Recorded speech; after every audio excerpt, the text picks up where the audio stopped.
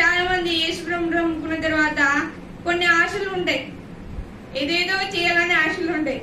కానీ దేవుడు మనం ప్రాణం చేసినప్పుడు, నేను ప్రాణం చేసిన, నేను ఏమని ప్రాణం చేసిన అంటే, దేవా నేను డిఎస్సి కోచింగ్ పోవాలి అని ప్రాణం చేసిన.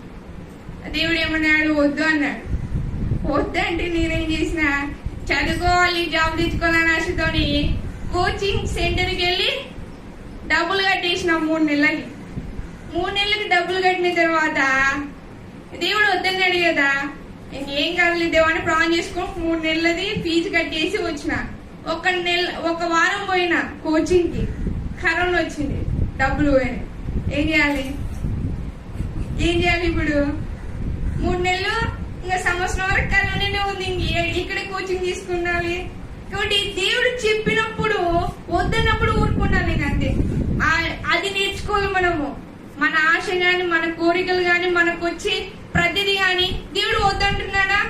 నీతో నీ హృదయంలో ప్రేరేపిస్తున్నాడా? ఇది చెయ్యొద్దు, ఇక్కడికి వెళ్ళొద్దు, ఈమెతో మాట్లాడవద్దు, ఇక్కడ సైలెంట్ గా ఉండు, ఇక్కడ మౌనంగా ఉండు అని నీతో మాట్లాడుతున్నాడా? ఇంకా ఊరుకున్నావంతే. నువ్వు ఏదైనా ఎక్కువ చేసినావనుకో, ఇంకా తర్వాత ఇంకా అది వేరేలాగా ఉంటది. కాబట్టి మనం ఎట్లా అంటే దేవునికి అనుకూలంగా